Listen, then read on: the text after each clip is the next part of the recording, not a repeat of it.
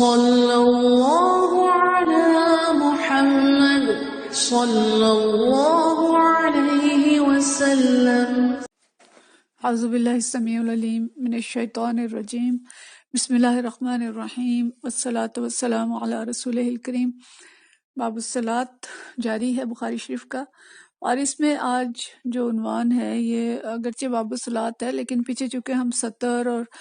اس کی تفصیلات پڑھ رہے تھے کہ نماز میں کون سا حصہ ڈھکا ہونا چاہیے اور کس طرح کا لباس ہونا چاہیے، تو اسی ضمن میں امام بخاری یہاں پہ جو بحث لائے ہیں آج کے باب میں وہ یہ ہے کہ مرد کے لیے کیا ران سطر میں داخل ہے یا نہیں، یعنی مرد اگر نماز پڑھتا ہے تو کیا اس کی ران ڈھکی ہوئی ہونی لازم ہے، یا اگر اس کا کوئی حصہ کھل جائے تو اس میں کوئی حرج نہیں ہے۔ تو یہ ایک ڈسکشن ہے، سمجھے، جو اس کے اندر بھی ایک بحث ہے باب کے اندر، اور حدیث بھی جو آئے گی اس حوالے کے لیے انہوں نے لکھی ہے، اس پہ بھی ہم دیکھیں گے انشاءاللہ۔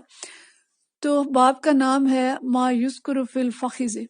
کہ ران کے سطر ہونے کے بارے میں جو کچھ مذکور ہے اس کا ذکر اس میں کر رہے ہیں، اور حسب معمول امام بخاری شروع میں کچھ صحابہ کرام رضوان اللہ مجمعین کے اقوال اور ان سے جو نبی کریم صلی اللہ علیہ وسلم کی حدیث کے کچھ حصے ہیں وہ لائے ہیں۔ تو فرماتے ہیں وَيُرْوَى عن ابن عباس وجرحد و محمد بن جحش، تین صحابہ ہیں جنہوں نے یہ روایت کی ہے یا جن سے نبی کریم صلی اللہ علیہ وسلم کا ارشاد منقول ہے کہ الفخذ عورہ، کہ جو ران ہے وہ سطر ہے۔ وقال انس، اور حضرت انس رضی اللہ تعالیٰ عنہ یہ کہتے ہیں حسر النبی صلی اللہ علیہ وسلم ان فخذہ، کہ نبی کریم صلی اللہ علیہ وسلم نے ایک موقع پہ کوئی وقت ایسا تھا جب ان کی ران کھل گئی تھی یا اس کو کھولا۔ وحدیث انس اسند، حضرت انس کی حدیث جو ہے وہ سند کے لحاظ سے زیادہ مضبوط ہے۔ وحدیث جرحد احوط، اب یہ امام بخاری کہتے ہیں کہ جو حضرت انس کی حدیث ہے سند اس کی زیادہ مضبوط ہے، باقی بھی ان کی بھی اسناد ہیں، ان کی بحث الگ ہے، ان میں سے کوئی حسن ہے اور کوئی کسی اور درجے کی ہے، لیکن اس کی سند زیادہ قوی ہے۔ اور حضرت جرحد کی جو حدیث ہے احوط، کہ یہ احتیاط کے لحاظ سے زیادہ اچھی ہے، یعنی اس پہ احتیاطاً عمل کرنا زیادہ بہتر ہے۔ حتی یخرج من اختلافہم، کیوں اس پہ عمل کرنا بہتر ہے؟ کہ ہم اختلاف میں سے نکل آئیں، یعنی یہ ران سطر ہے کہ نہیں، اس کی تفصیل آگے ہم دیکھتے ہیں۔ وقال ابو موسیٰ، اور ابو موسیٰ اشعری رضی اللہ تعالیٰ عنہ فرماتے ہیں غط النبی صلی اللہ علیہ وسلم رکبتیہ حین دخل عثمان، کہ نبی کریم صلی اللہ علیہ وسلم نے اپنے دونوں گھٹنوں کو ڈھک لیا جب حضرت عثمان رضی اللہ تعالیٰ عنہ داخل ہوئے۔ وقال زید بن ثابت، اور زید بن ثابت رضی اللہ تعالیٰ عنہ فرماتے ہیں انزل اللہ علی رسولہ صلی اللہ علیہ وسلم، کہ میں نبی کریم صلی اللہ علیہ وسلم پر وحی نازل ہوئی، وفخذہ علی فخذی، اور آپ صلی اللہ علیہ وسلم کی جو ران ہے وہ میری ران پر تھی، فثقلت علی حتی خفت ان ترد فخذی، کہ اتنا بوجھ تھا میرے اوپر کہ مجھے لگا کہ میری جو ران ہے وہ ٹوٹ جائے گی۔ اب یہ مختلف اقوال ہیں جو امام بخاری لائے ہیں، ان کی ہم تفصیل دیکھتے ہیں کہ ان سے کیا چیز ثابت ہوتی ہے۔ تو اصل بحث کیا ہے کہ ران سطر میں داخل ہے یا نہیں۔ تو اس میں پہلے دیکھ لیں کہ جو مختلف فقہ ہیں اسلام کے، اس میں سے امام شافعی اور امام ابو حنیفہ اور امام مالک جو ہیں، تینوں کا جو قول ہے کہ ران جو ہے یہ سطر میں داخل ہے۔ البتہ امام مالک کا خیال یہ ہے کہ ناف اور گھٹنے جو ہیں وہ سطر میں داخل نہیں، ران سطر میں داخل ہے، جبکہ شافعیہ کہتے ہیں کہ ناف جو ہے وہ تو سطر میں داخل ہے، گھٹنے سطر میں داخل نہیں۔ بہرحال لیکن ران کے سطر ہونے پہ ان تینوں کا اتفاق ہے، اور امام احمد بن حنبل اور امام بخاری کا رجحان اس طرف ہے کہ گھٹنے جو ہیں یہ بھی سطر میں داخل نہیں، اور ران بھی پوری کی پوری سطر میں داخل نہیں۔ لیکن اب آگے ہم اس کو دیکھتے ہیں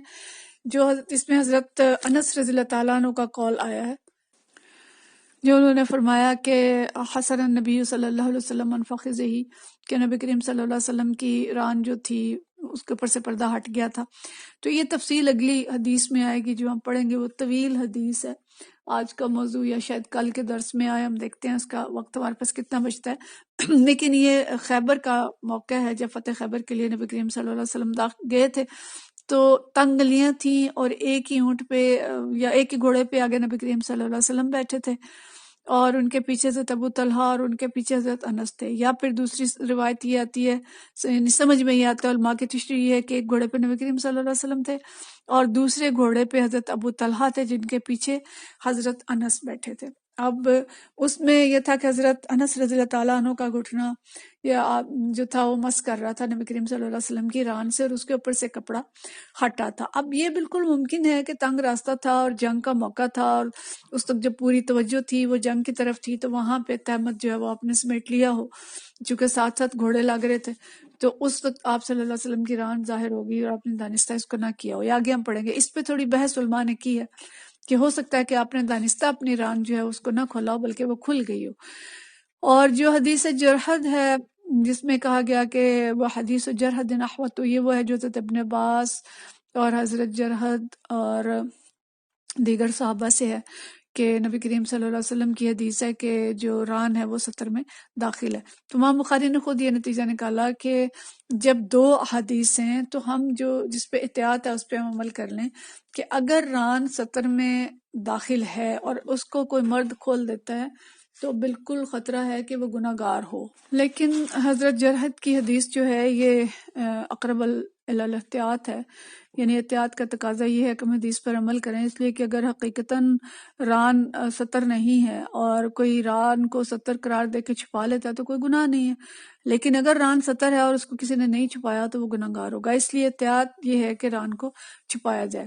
اور حضرت ابو موسیٰ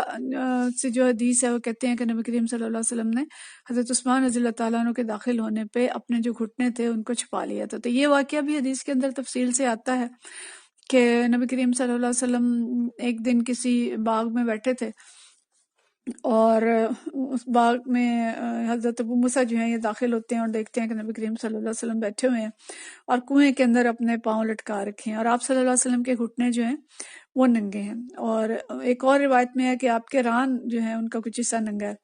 یعنی اس سے کپڑا ہٹا ہوا ہے. تو اسی اثناء میں جو دروازہ کھٹکتا ہے باغ کا، یا کسی نے پوچھا کہ میں داخل ہو جاؤں، تو جواب ملا، پوچھا انہوں نے کہ کون ہے، تو جواب ملا کہ حضرت ابوبکر، میں ابو بکر ہوں. تو رسول اللہ صلی اللہ علیہ وسلم کو حضرت ابو موسیٰ نے بتایا کہ حضرت ابوبکر ہیں اور آنے کی اجازت چاہتے ہیں. تو نبی صلی اللہ علیہ وسلم نے فرمایا کہ ان کو اجازت دے دیں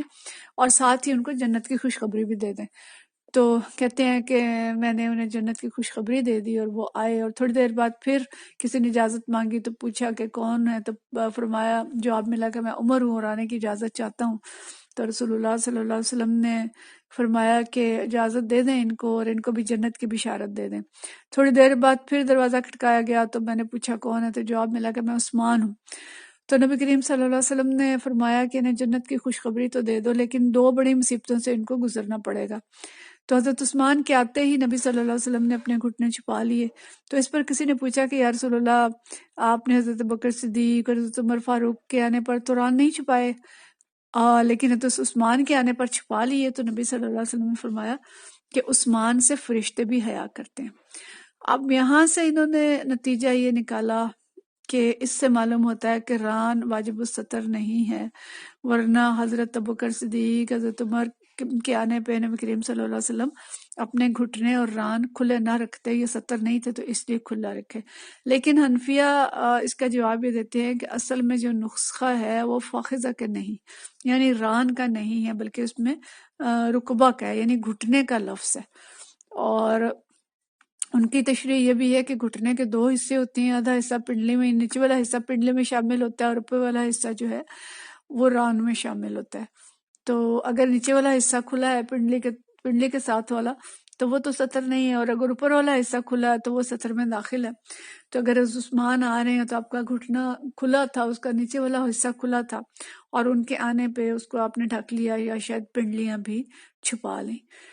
تو یعنی وہ اس کی تشریح کرتے ہیں کہ لفظ اس میں ران نہیں ہے بلکہ گھٹنے کا ہے. یہ صحیح مسلم فضائل صحابہ کے اندر اور فضائل عثمان بن عفان کے اندر یہ حدیث ہے. اور اس میں بھی ہم یہ الفاظ جو پڑھ رہے ہیں، وقال ابو موسیٰ غط النبی صلی اللہ علیہ وسلم رکبتیہ حین دخل عثمان، کہ نبی کریم صلی اللہ علیہ وسلم نے اپنے گھٹنے چھپا لیے، یہ ذکر نہیں ہے کہ اپنی ران چھپا لی. تو اس سے یعنی ہمیں پتہ چلتا ہے کہ حنفیہ کا جو قول ہے یہ درست لگتا ہے کہ اس میں ران کا ذکر نہیں بلکہ گھٹنے کا ذکر ہے، اور گھٹنے جو ہے ان کا نچلا حصہ تو اس میں سطر میں داخل نہیں ہے، اور ران جو ہے ان کے خیال میں یہ سطر میں داخل ہے۔ اور اگلا جو قول ہے حضرت زید بن ثابت کا، کہ وہ کہتے ہیں کہ نبی صلی اللہ علیہ وسلم پر وحی نازل ہوئی اور آپ صلی اللہ علیہ وسلم کی ران میری ران پر تھی، اور جب وحی نازل ہوئی تو بہت بھاری ہو گئی وہ ران، اور مجھے لگا کہ میری ران ٹوٹ جائے گی۔ اب یہ دو چیزیں اس کے اندر ہیں، ایک تو یہ کہ اس میں کہیں یہ ثابت نہیں ہوتا کہ نبی کریم صلی اللہ علیہ وسلم کی ران مبارک جو ہے اس وقت برہنہ تھی، یعنی یہ تو ضروری نہیں ہے کہ ایک ران کے اوپر دوسری ران ہے تو وہ برہنہ ہے، کپڑے تو ہو سکتا ہے آپ صلی اللہ علیہ وسلم نے اس کے اوپر ظاہر کپڑے پہنے ہوں گے اور ان کی بھی ران جو ہے وہ ڈھکی ہوئی ہوگی۔ یہاں تو صرف یہ بات پتہ چل رہی ہے کہ وہی جو ہے وہ اتنا بھاری عمل تھا کہ اس سے اگر اور بھی واقعات میں ملتے ہیں کہ اگر کسی کا کوئی حصہ ذرا سا نبی کریم صلی اللہ علیہ وسلم کے ساتھ یا اس کے نیچے ہوتا تھا آپ کے کسی حصے کے، تو وہ ایسے ہی محسوس ہوتا تھا جیسے ٹوٹ جائے گا وہ حصہ۔ تو خود نبی کریم صلی اللہ علیہ وسلم کی کیفیت کیا ہوتی تھی اور کس طرح سے آپ صلی اللہ علیہ وسلم اس بوجھ کو برداشت کرتے تھے، حتیٰ کہ اللہ نے خود فرمایا کہ یہ قرآن اگر ہم پہاڑ کے اوپر بھی نازل کرتے تو وہ ریزہ ریزہ ہو جاتا۔ تو یہ بہت بھاری کلام ہے جس کا متحمل صرف انبیاء کا قلب ہی ہو سکتا ہے، اور خود نبی کریم صلی اللہ علیہ وسلم کا قلب ہی ہو سکتا ہے، اور آپ کس طرح سے اس کو برداشت کرتے تھے۔ تو یہ ایک الگ پہلو ہے، لیکن اس سے کہیں یہ ثابت نہیں ہوتا کہ ران جو ہے اس کے اوپر کپڑا نہیں تھا۔ تو ان اقوال سے جو بات ہمیں سمجھ میں آتی ہے وہ یہی ہے کہ بہتر یہ ہے کہ ران کو ڈھکا جائے، کیونکہ اگر کہیں جو فقہا ہیں ان کے درمیان اختلاف بھی ہے تو یہ بات بھی ہے کہ احادیث دوسری بھی موجود ہیں جس میں کہا گیا کہ ران سطر ہے، اور احتیاط کا تقاضا یہ ہے کہ اس کو ڈھکا جائے۔ بہرحال جو حدیث اس کے بارے میں ہے وہ طویل حدیث ہے، اور اس میں ران کا ذکر تو تھوڑا سا ہے لیکن باقی چیزیں زیادہ ہیں، وہ حدیث ہم اگلی دفعہ پڑھیں گے انشاءاللہ تعالی۔ وآخر دعوانا الحمدللہ رب العالمین۔